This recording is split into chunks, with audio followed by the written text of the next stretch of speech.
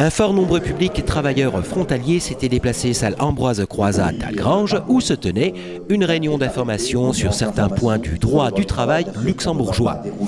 92 000 Français travaillent au Luxembourg. Sur le secteur entre Angevillers et Algrange, ce sont près de 1100 frontaliers qui y travaillent. Aussi, il a semblé opportun à la municipalité algrangeoise de convier l'OGBL pour y organiser une réunion d'information et d'échange. Monsieur Jean-Louis Mérat, adjoint au maire d'Algrange. Écoutez, on fait une réunion là parce que vu le nombre de frontaliers qui habitent ici dans la région, entre Angevillers, Algrange, il faut compter à peu près 1100 personnes. Donc c'est une réunion d'information. D'ailleurs, il y a beaucoup de monde qui arrive. Je vois que ça va être une très belle réunion qui va durer assez tard. Rappel des dispositions légales du Code du travail en matière de maladie, modifications contractuelles y compris substantielles, avertissements, procédures de résiliation de contrat, démission, licenciement, résiliation d'un commun accord, leurs conséquences, furent les nombreux thèmes évoqués par les deux avocates spécialisées conviées par l'OGBL. Monsieur Christian Simon Lacroix, conseiller syndical OGBL, responsable des frontaliers. On essaie de représenter les intérêts des frontaliers, que ce soit au niveau du droit du travail et droit social. La sécurité sociale, la validité, le reclassement professionnel, les soins transfrontaliers. Également, on aborde des thèmes comme la mobilité, les impôts, les bourses d'études.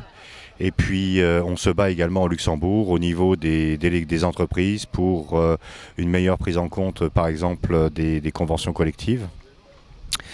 Et puis on est là aussi pour animer les sections en France. Nous avons 3 sections en France, 4 bureaux en France avec 11 permanences par semaine réparties dans les différents bureaux.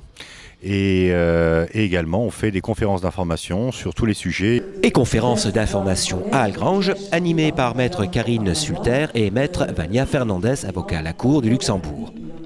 Mais pour faire en fait d'attirer l'attention donc des membres pour les spécificités de droit du travail au Luxembourg, qui est quand même différent du droit français, et justement de voir les aspects pratiques du droit luxembourgeois. Et on va aborder les thèmes comme donc la maladie, la protection de licenciement en cas de maladie, donc la modification substantielle du contrat avec toutes les conséquences, notamment en ce qui concerne donc la résiliation qui découle donc cette modification substantielle du contrat. Donc on parlera également donc de l'avertissement et par la suite donc on va finir par toutes les modalités de la résiliation du contrat de travail, donc notamment la résiliation d'un commun accord et la résiliation à l'initiative d'une des parties.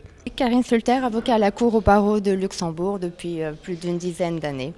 Moi, principalement, donc, tout ce qui est sur la rupture du contrat de travail, donc la résiliation d'un commun accord, mais également à l'initiative d'une des parties, donc soit du salarié, soit de l'employeur, mais en surtout faisant l'accent sur les pièges à éviter, notamment lorsque les frontaliers raisonnent d'un point de vue français, ce qu'ils ont connaissance de la législation française, alors qu'il faut vraiment absolument tout oublier et repartir sur une autre notion, sur un droit luxembourgeois qui est totalement différent et avec surtout les pièges au niveau de la résiliation négociée, ce qu'on ne trouve pas à Luxembourg et souvent quand on vient nous trouver c'est un peu tard et il est parfois difficile donc d'expliquer déjà à l'avance, et le but est justement de connaître ses droits à l'avance pour ne pas tomber dans les pièges que l'employeur pourrait tenir aux salariés. Oui, on a beaucoup de litiges effectivement, donc notamment avec les frontaliers.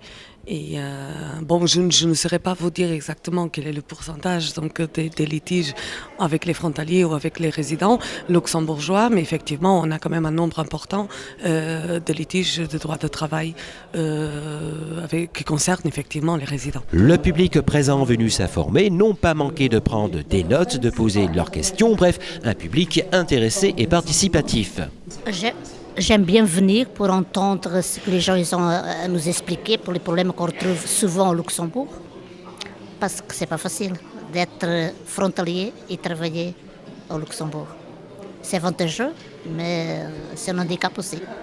Effectivement, il y a eu énormément de questions et quelque chose d'interactif et c'est ça qui a intéressé. Et de toute manière, on se tient à la disposition donc des personnes qui ont des questions personnelles ou générales à la fin de la conférence.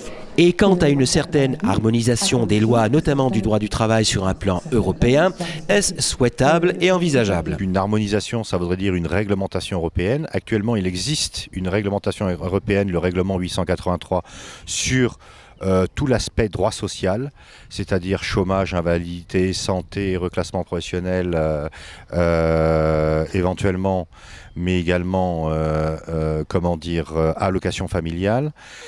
Mais il n'y a pas d'harmonisation européenne, comme vous le savez, en termes de droit du travail. Il faudrait dans ce cas une réglementation européenne et il faudrait que les 27 pays se mettent d'accord, ce qui n'est pas le cas pour l'instant.